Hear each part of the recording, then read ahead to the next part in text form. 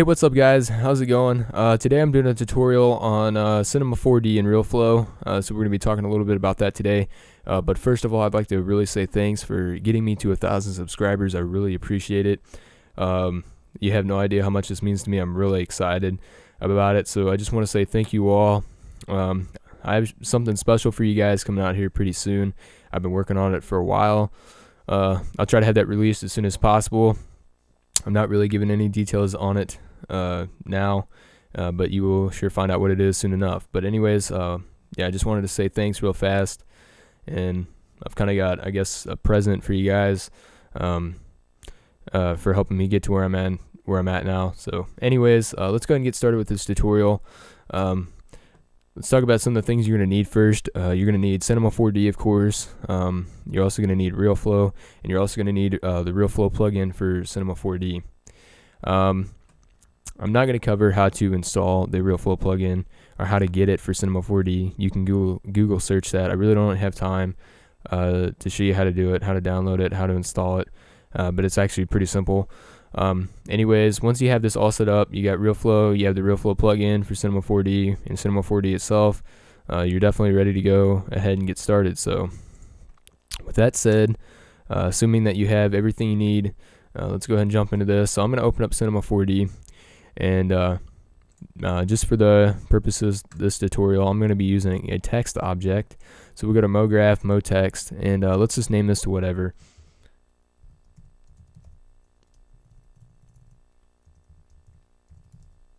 I'll call it RealFlow, and let's increase the depth to 90.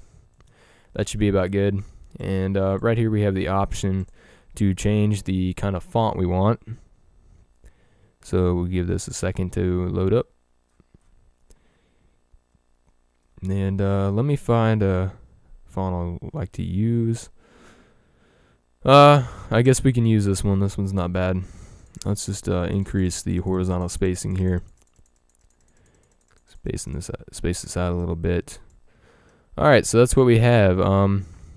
Basically just get your text, get it to say whatever you want, and you're almost done. So what we're going to do now with the text selected, we're just going to press C on the keyboard to make this an editable object. And once we press C, you're going to right click on the text, go to select children. You can either press C again on the keyboard, or you can click this button, which converts the parametric object into a polygonal object. And then we'll right click again, select children, right click, connect objects, and delete. And basically all we did there was make this into a single object. So once we do that, we can go ahead and rename this to whatever we want. I'll just call it text. And we're basically almost ready to import this object into RealFlow. So what we're going to do now is go up into our plugins, go to RealFlow, and we're going to go to RealFlow SD Exporter. And I'm just going to drag this out a little bit. And we'll do, make this go by pretty quick. We'll do like 100 frames. Of course, you can do as many as you would like. The more frames you have, the longer the animation is going to be, of course. And we're just going to hit Add All, and add the text in there. And let's click these three dots, and we'll go ahead and choose a location to save this in. So I'll save it to my desktop, and we'll name the object text underscore SD, and we'll just hit save. And once you've added it, choose where you want to save your object. You just hit export, and you're basically done there. Your object has been exported, your text basically. So we're just gonna go ahead and save this as a project right now in Cinema 4D. I'll just call this Tut, hit save, and we'll go ahead and close out of Cinema 4D because we're done with that for right now. So let's go ahead and hop into RealFlow real quick, and we'll import our text into RealFlow. So RealFlow is open. We're just going to go ahead and go to the location, choose where we're going to save the project in RealFlow. Once again, I'll choose my desktop, and project name, I'll just name this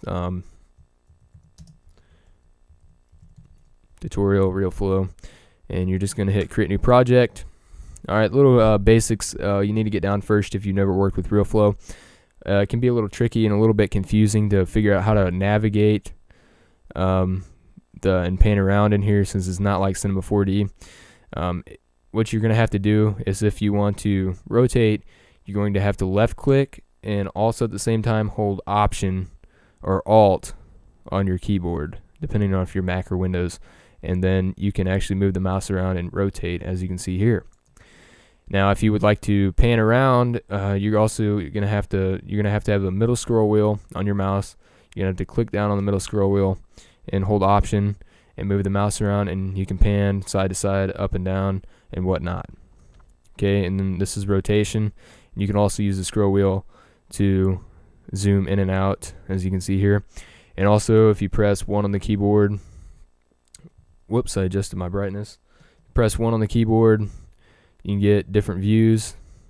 So 1 would be our top view, I believe. 2 is front, 3 side, 4 is perspective. So that's basically that. I'm going to leave it in perspective view right now. So that's basically how you get around in RealFlow, how you get different angles and stuff. So with that said, let's go ahead and import the object that we created in Cinema 4D. So I'm just going to go to Import Object, and we'll give it a minute. Give this a minute to, whoops. That shouldn't happen. Yeah, it should not crash on you. Let's try that again. Alright, you're going to go to Import Object, and you're just going to select where you saved your object at, so right here. Okay, and you should see that when it's first imported.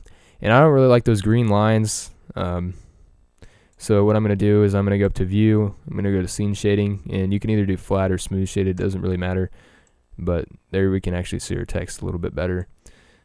Personally, I just like it like that. So there's our text, and we're well on our way to creating this liquid simulation. So the next thing you want to do is go up to the Show Daemon menu and click up here and go to Gravity, because we need some gravity, and we can just leave the parameters of the gravity default like it is now. And what we'll do next is we'll go up to the Show Particle Fluid menu, and here's where you're going to select the shape of the emitter. So if I select a circle, the liquid's going to come out in a circle formation, square, etc. It's going to come out in the way it's shaped. So I'm going to choose a square emitter, and what I'm going to do now is just press W on the keyboard and then press 1 on the keyboard to go to my top view, and I'm just going to kind of line this up right over my text, as you can see here, and we're basically going to animate this emitter. So I'll start it right here, right up next to the text. Let's go back to perspective view, and let's bring this up. Actually, we'll go to front view and bring this up a little bit. Okay, let's go back to perspective, and before we do anything, mess around with these parameters, let's go ahead and go to Node up here at the top, and on the first frame down here on your timeline, right click on the position, go to position, you're going to go to add key, and let's go ahead and skip to, say, frame 70, make this pretty quick, and drag this over, go back to my top view, whoops, and drag this wherever you would like. I'm just going to drag it right past the text here. You're going to right click on position, go to position, add key, and basically all we did there was keyframe. So this actually has some movement to it, as you can see there. So if we play it, the liquid is going to move across the text like so. Alright, so now that we've got our emitter animated, what we can do now is we can go ahead and change some settings, some parameters in the emitter. So the first thing we're going to be looking at is the resolution. The resolution is basically, to make this simple, it's basically how good the liquid's going to look in the final render. So the higher you crank this number up, the better your liquid's going to look. But bear in mind, it is going to take a lot longer to simulate and build meshes and render. So keep that in mind. You can go anywhere. I'm not sure what the cap is, if there is a cap on how high the resolution can be.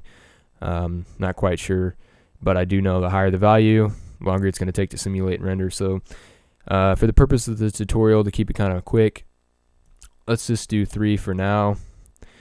Alright, we'll do 3, that's alright. And let's change the viscosity. Now, in case you're unfamiliar with what the term viscosity means, it's basically the thickness of the fluid. So the lower the viscosity, the more watery, liquidy kind of flow you're going to get. The higher the viscosity, say like 100, you're going to get more of a honey, you know, like thick syrup kind of flow. So we'll change the viscosity to about, we'll change it to 4. And if you're really doing a big animation, you're going to want to crank the max particles up. You know, sometimes, depending on your computer, you can do 1 million, 2 million, even more particle simulations. This is basically like if you reach this certain amount of particles, it's going to stop simulating. So you may want to crank that number up if it's too low. And I think we're pretty much done. We're done here with that. So let's go ahead with our emitter selected. Let's go up to the Show Mesh menu icon, and let's click on Particle Mesh Render Kit. And in this option, we're going to change the polygon size to 0.04. We can bring the smooth down to, say, like 10. That's plenty. And let's go to filters. Let's go ahead and add some filters, and let's increase the steps to about. The higher the steps, the more accurate your liquid flow is going to be. So we can do like 4 or 5. Once again, the higher this number, the longer it's going to take to simulate and render. So keep that in mind. And I'm just checking to make sure we pretty much covered everything. All right. Let's go back to our text here, and let's go to particle fluid interaction once we click on our text. And let's go ahead and add some particle friction so that the text or the water actually interacts with the text a little bit, kind of sticks to it. Let's do 0.003. You don't have to go real high on this number. A little goes a long way, so we'll go to 0.003, and you can mess with this stuff. You know, there's all kinds of different settings you can choose. Not gonna really cover that. So I think we're done. I think we're done there. So basically, once you get your settings all in there, what you want, what you're gonna do is with your emitter selected, you're just going to go ahead and hit simulate, and it's going to simulate the fluid. So I'm going to go ahead and start doing that now. This may take some time, and I'll come back when it's finished. So I'll see you in a minute, guys. Okay, guys, so I went ahead and stopped it at frame 88 to make this tutorial go by a little bit quicker. And this is basically what I just got done simulating. So you can see that's our liquid right there. We go ahead and play this. You can basically see that's the animation we got going on there. So there's our liquid. So now we need to do one more thing before we import this mesh or the liquid into Cinema 4D and texturize it and go ahead and render it. As we're going to select our emitter, our particle mesh render kit here, and we're going to go ahead and press this button here that says build meshes, and this is going to go ahead and go in and build the mesh. So I'm going to go ahead and start building the mesh, and I'll come back when this is finished. This shouldn't take that long, but once again, it depends on how fast your computer is and the kind of settings you had initially for the liquid. So this won't take too long. I'll come back when it's done. Guys, I just got done simulating meshes. That took around 5 minutes. So basically our mesh is completed here, and we're essentially ready to go back into Cinema 4D. If we go ahead and press 0 on the keyboard, we'll get a kind of a different view here. We can look at our mesh. So there's basically, that's going to be our simulation there of our mesh. So our mesh is actually complete now. So there's our liquid. That's what it looks like. So we're done right now in RealFlow. We could actually let's go ahead and save this real quick.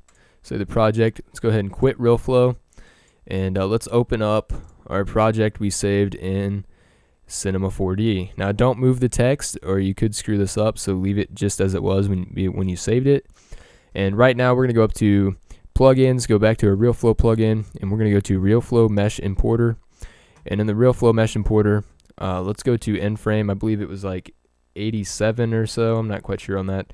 And we'll just give ourselves some more frames just to be safe here. Make sure you try to get that right though. Pay attention in your timeline. I didn't do a good job of that. So anyways, go to the file path, click these three dots, and you're going to go to where you saved your project in RealFlow. So I named it Tut RealFlow. So you're going to click on that. It'll bring you into these subfolders. Click on meshes and open the first particle mesh here. This opens in sequence. So all you got to do is click on the first one and press open. And you don't see anything yet, but if we go ahead and press play now, there is our fluid that we simulated in RealFlow. And there's basically our animation that we have going on there. So, to go ahead and give us a quick render, that doesn't look too spectacular. So what we could do is we could create a quick material. I'm actually going to make this, let's make this kind of a green color. Let's go to reflection, bring this down to about 10%. This all depends on what look you're going for. I'm not going for like a watery kind of look. It's going to look a little bit different, maybe like paint or something. So let's go to texture, let's go to Fresnel. Let's bring the mix strength down to about 20% or so, maybe 30. We can crank this value up a little bit. Okay, and you know, we could do a lot more, but I'm just going to leave it pretty basic for now. We'll go ahead and apply that to our fluid, and now we've got some green fluid, as you can see there. What we could also do is add a texture or material to the text if you wanted to. Make it a little bit wider.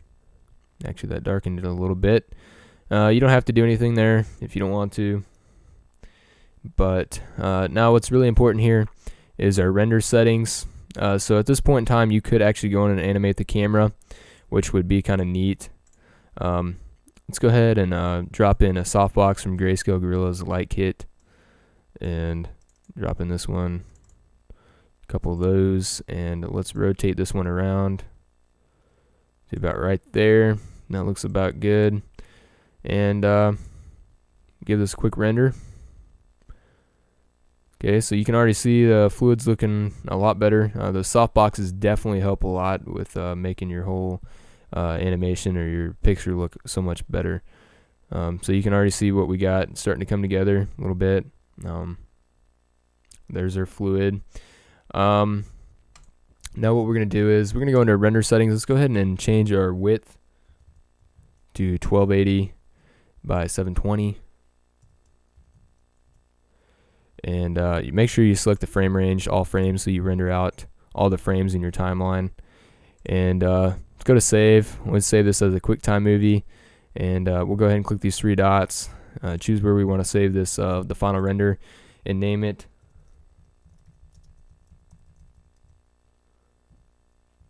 Call it RealFlow Simulation, and then press save.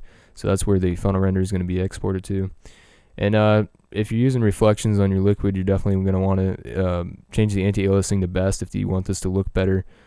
And then your minimum and maximum levels, crank these numbers up if you want the reflections to look smoother and whatnot. But bear in mind, once again, higher settings are going to mean longer render time. So to keep this fairly fast, I'm going to leave the minimum level at 1x1 and the max to 2x2. And I always like to go in and add in ambient occlusion.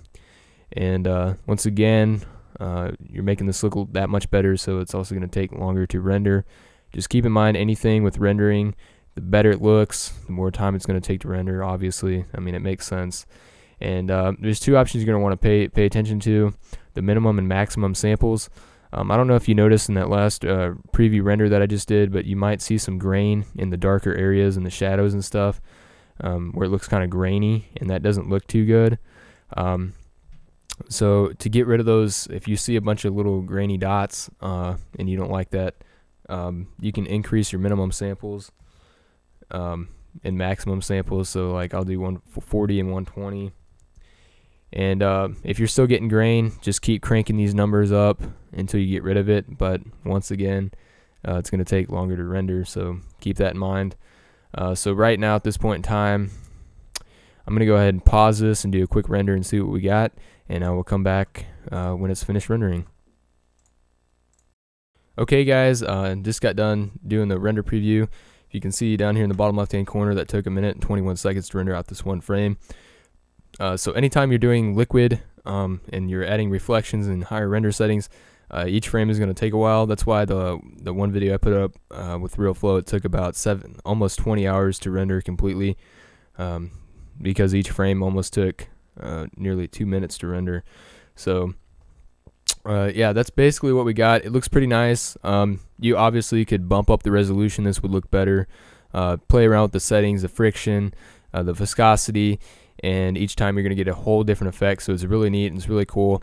Now while I'm at it, let's go ahead and talk about the grain I'm talking about. I don't know if you can see that through the video, but I can definitely tell there's some grain where the shadows are at. It looks kind of grainy. It doesn't look real clear and smooth.